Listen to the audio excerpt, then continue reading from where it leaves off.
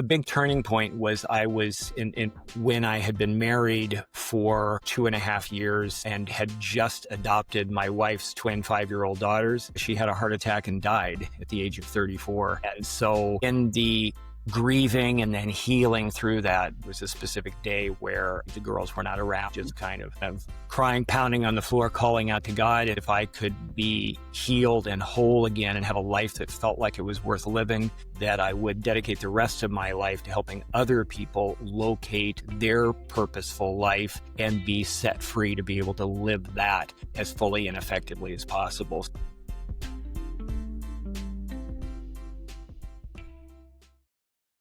And welcome back, folks, to the Coachful Coaching Leadership Podcast. This is David Fung, and today I'm here with Dr. Matthew Norton. Dr. Matthew Norton is a leading expert in human behavior and cognitive science and the founder of People Plus Purpose. With over 3 decades of experience, including an early career as a chiropractor and health educator, he's created numerous innovative personality assessments that help leaders build purpose-driven, strengths-based teams. And his passion is guiding people to leverage their strengths, align their teams, and move from ordinary to extraordinary success. Dr. Matthew Norton, welcome to the show. Thank you, David. Appreciate the opportunity to be with you. That was well said. Who gave you that background info? So, Matthew Norton, talk about what you do. You were a chiropractor. You helped people, a lot for many years. Now you help people through an organization called People Plus Purpose. You want to talk more about what you are, the why behind what you're doing?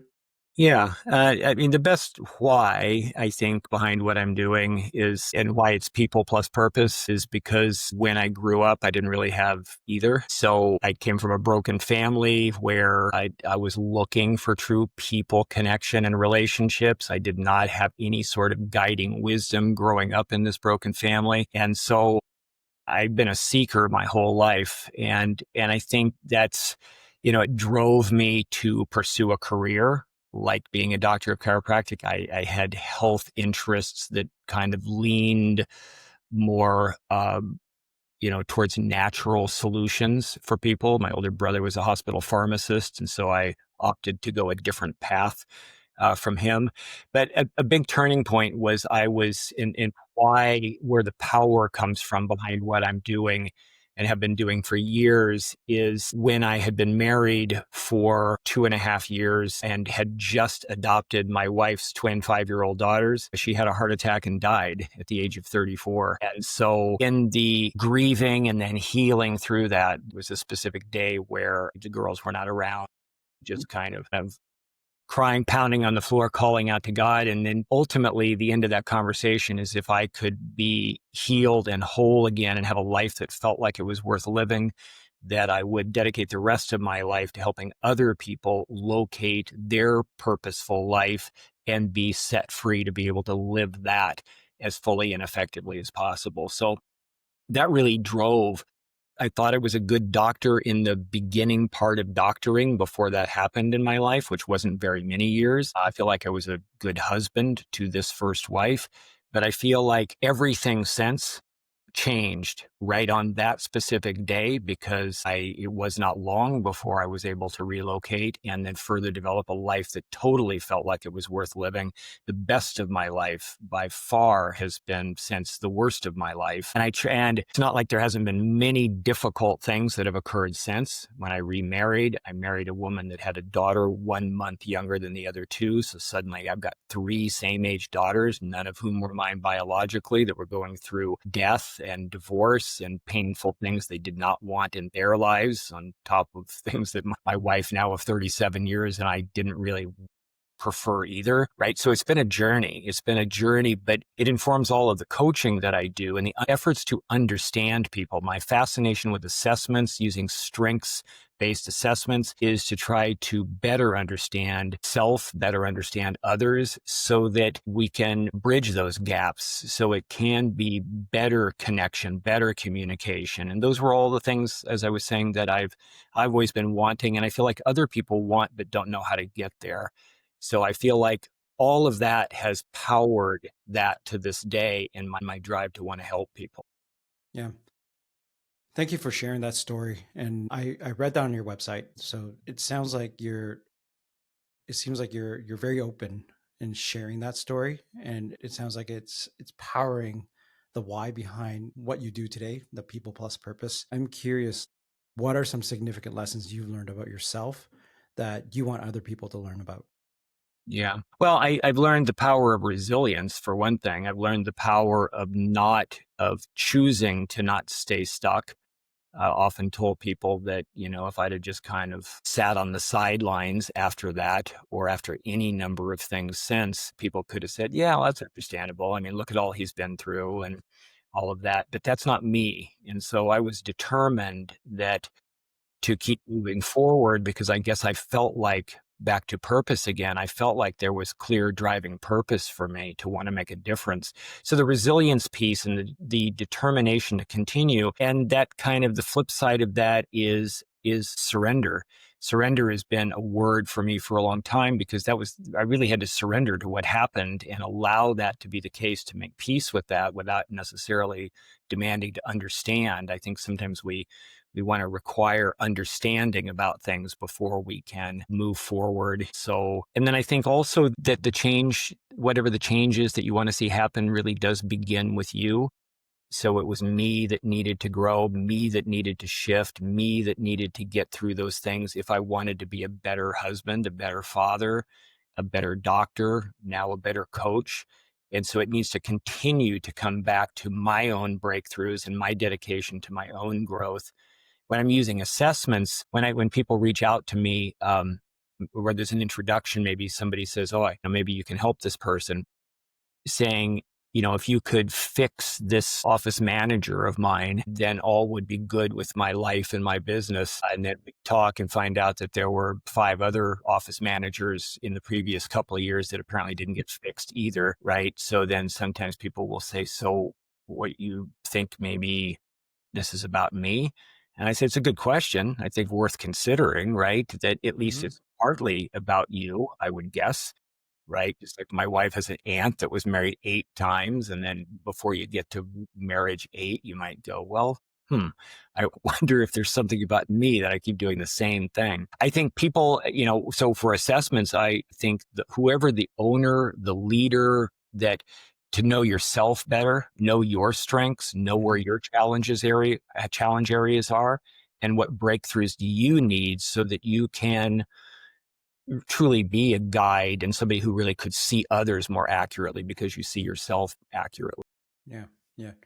What kind of assessments are these? Like, there's a number of them out there, right? The EQI, LCPs, Right. Hogan, MBTI, like you name Right. all the acronyms. Yeah. Are these ones that you created on your own, or yeah? Yeah, I did. I mean, I've been using assessments for 28 years, went through certification and all of that Mm. with another company a long time ago, and then continued to work with them. I would have stayed with that, except I was invited about 7 to 8 years ago now to have the opportunity to create assessments for a hiring app in the dental world Mm. that I would have never done that. I mean, it was a lot of work. It was a lot of needing a lot of other people's expertise from an algorithmic perspective and all the details to put that together. I trusted that I had enough experience in all of those years and enough understanding that I could probably do it from that side. But anyway, the app didn't make it. They didn't get all the funding for next levels, but it did give me the excuse and the opportunity to create something like this. So I actually developed 9 assessments, but I have something that's called my core 4. So when I can have those core 4 with people, then for individuals, for teams, that I feel like I'm able to guide effectively pretty much anything and everything.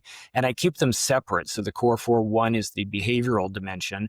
Another is the cognitive thinking style dimension. And then their inspirational sources. What are those motivational drivers? And then emotional agility, my kind of applicational take on emotional intelligence.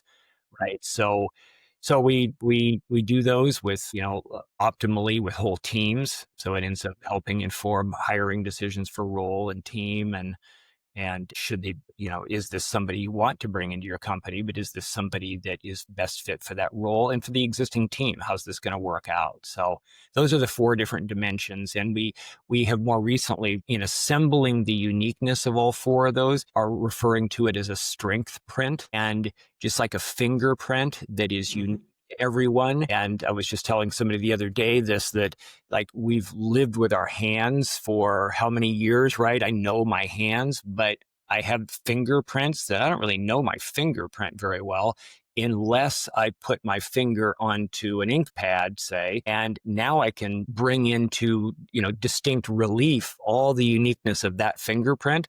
And I think the same thing is true of our strengths. I talk to so many people who feel like I kind of intuitively know these things, but they don't know the nuances like a fingerprint would give. And they don't know about themselves, and they certainly don't know that about others.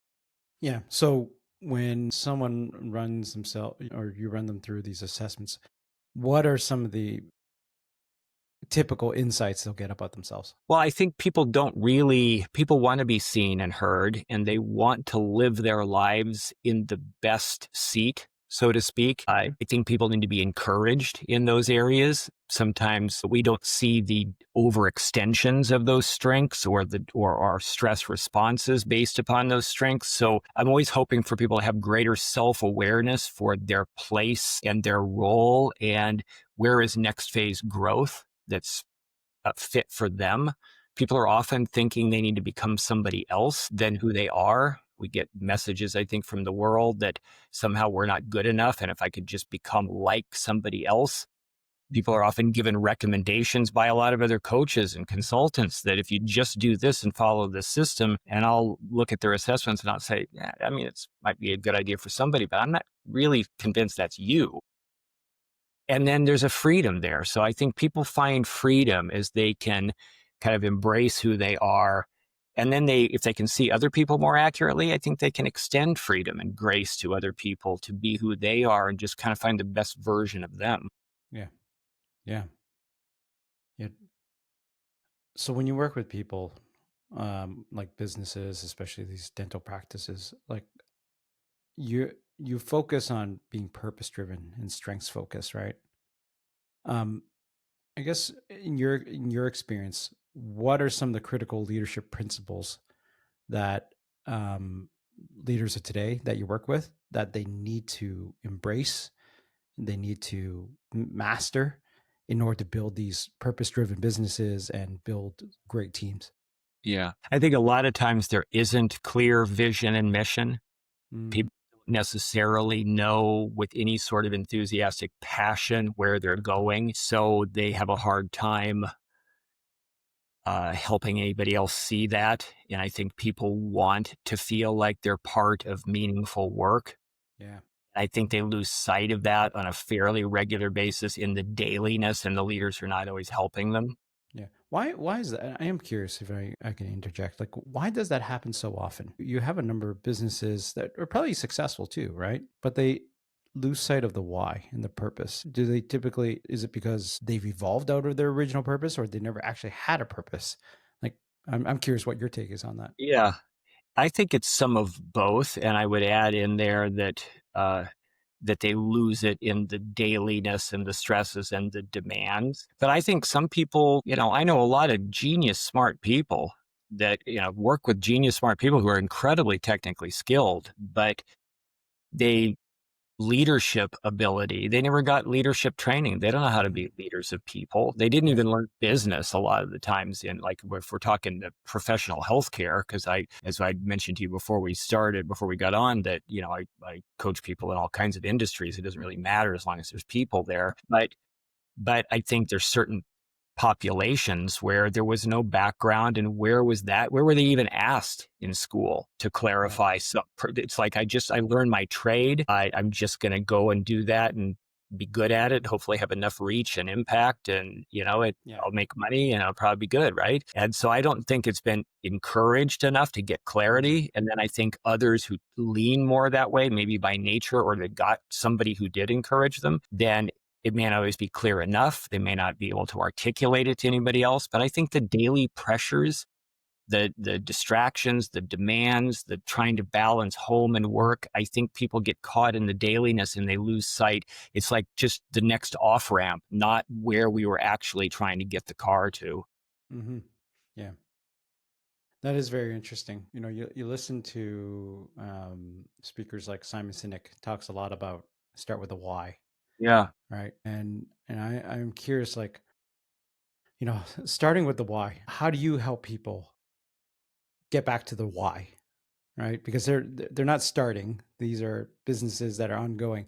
How do Yeah. you, like, I'm just curious what your process is. Like, Yeah. how do you start finding your why again?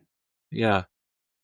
I think sometimes it depends. Do people feel like they ever had it? So I Mm-hmm. think if there's times where I would try to help people remember to go back to a time where they feel like they were truly inspired. What was that? What did that feel like? What were they doing? What was life like then? And then there's some exercises I will give them to help them re-cement that. If people say, I don't know that I've ever known, then I have kind of a different process that I'll walk them through to kind of sneak up on themselves, so to speak, peer over their shoulder and kind of see where they're more alive, Mm-hmm. what is it that they're doing that does where they are excited. And if they can't find anything, I occasionally find people that go, I'm not finding anything in my whole day. And then it's like, okay, well, let's dream then. What do you imagine it could be? Right. So some people, it's like, there's no current evidence that I'm excited about much of anything. But I'll Mm-hmm. also, there's one of those four dimensions of the core four assessments is inspiration sources. And I've got 7 different driving motivators, then we'll go back to that and I'll say, okay, these are your top couple that really you should be touching and experiencing on some regular basis. And what might that be like? Is there something that's touching this, or do you remember that? And so, and I use the same thing when owners or managers will say, we're trying to roll out some new initiative, make some change, but this person, that person doesn't seem to be engaged. Mm-hmm. Then I'll say, let's go back. If we do, we have assessments on it. Let's go back and look at why they care. Why would they care? What are they telling us about what really matters? Because maybe you're framing it to them in a way that's not their motivator, and they don't resonate with that language you're even using. Yeah. What do you feel is your greatest success in helping companies find their purpose again? Well, I mean, I do have, I mean, let me just say that the way I see myself and my role, I Mm-hmm. think overall I'm solving relationship problems, usually in business, but I'm saying it that way because I've also done a lot of marriage coaching, not the call right before we get on, but the one before that is, the woman that's going through divorce. Well, how did I meet her and was introduced? I let people know I'm not a marriage family therapist or a LCSW, right? But I love going deep in relationships. And so sometimes it's maybe seeing themselves better. So I'm trying to help solve relationship problems by helping people get unstuck. So anytime I can do that, that may be just within one person to help them get to break free from wherever the chains are that are holding them bound, or in a relationship dynamic, business or work. What can and I'm willing to walk into hard conversations with people. After a call yesterday, I'm going to have to walk into very soon with 3 partners in a business where one partner is really struggling and doesn't necessarily want to continue and can't find a breakthrough with these other 2. So she's not, I mean, it's deleterious to her health if she stays pushing this down because she can't get a resolution. So I say, well, I would propose we all get on a call together and I will facilitate and we'll walk through this. So that would be an example of where I'm hoping there'll be a greater understanding Mm-hmm. that will at least either set her free to leave or find a pathway through to be heard and more maybe equitably treated. Mm-hmm. That's not happening. It's just not happening in relationships. So that's my greatest passion, I think, is that. I like team trainings, but I like it when I can work with a leadership team or one person or 2 people and help them see where they're stuck and find a way through. If I can do that, that was a good day. Yeah. So often when we, I think a theme I'm seeing here is that often when people are, stuck, or, whether it's like, oh yeah, that the office manager is not working out, yet this is the fifth manager in 1 year. Oftentimes it's about reframing the situation and seeing it from a different perspective. My question is, for anyone listening out there right now who is going through some sort of people related struggle, what are some things you can suggest to change their perspective on the situation? Yeah. I think people need to, there's a couple of general things that I would say. One is that we need to be more focused on who is this other person? What are their needs? I think we need to ask more. I think we need to listen more. I think people will often say, well, they'll tell me if they're struggling or they'll tell me if they need something different. I say, No, most they won't. won't.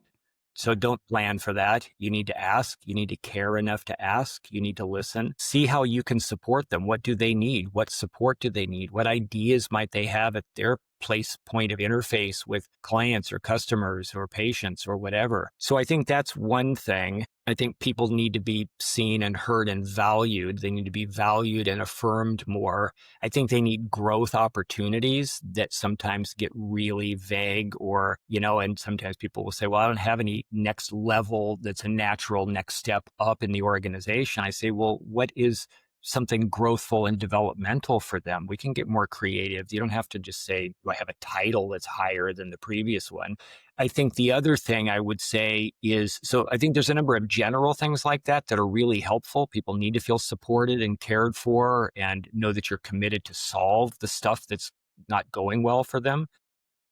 But I also think that we need to make it more customized, make it more personal. That's what I love about coaching through these assessments. A strengths-based lens is, who are you? Because the pathway through is really much more like a key in a lock that's different for every single human being. And I think just like the tendency is to parent kids, when I started using assessments, I realized I was kind of parenting my three daughters as a bulk entity too much. And they each needed much more distinct ways of being communicated with and approach. So I think if we can do that, and I think we need to see ourselves in addition to seeing them, that we fail to realize our own biasing and that our own reflection is in every relationship dynamic that we have. And we're not allowing for that. We think we're objectively looking out there and seeing other people, and that's just not the case.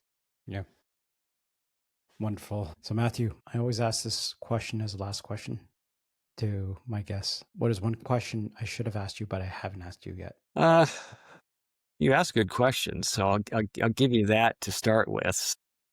Uh, Well, I think, it's always a good question. I think what you were maybe going to ask anyway, but before we close is just, I think for people to know that there is help, that, that I would love to contribute in any way that I can.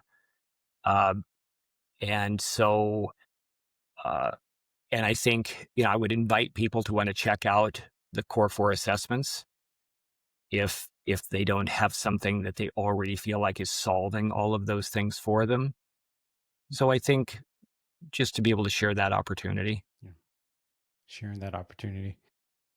Well, thank you very much, sir. This time has blown by, like Yeah. we said it would. If people need to find you, what's the best way to find out where you are and what you're up to?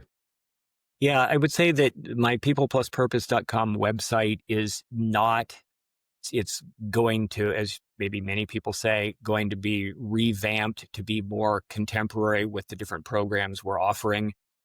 It doesn't reflect my leadership coach certification training. There's a lot of things it doesn't reflect. So I would say the best thing would be on LinkedIn, to find me on LinkedIn. That's really where I'm kind of sharing a lot of what we're doing. We have a LinkedIn newsletter that we put out every couple weeks or so called the Cohesion Connection, that people can subscribe to, which then often leads into some LinkedIn live conversations around those topics. So that would probably be the best way to get a feel for more of kind of what we're doing and if there's something we can help with.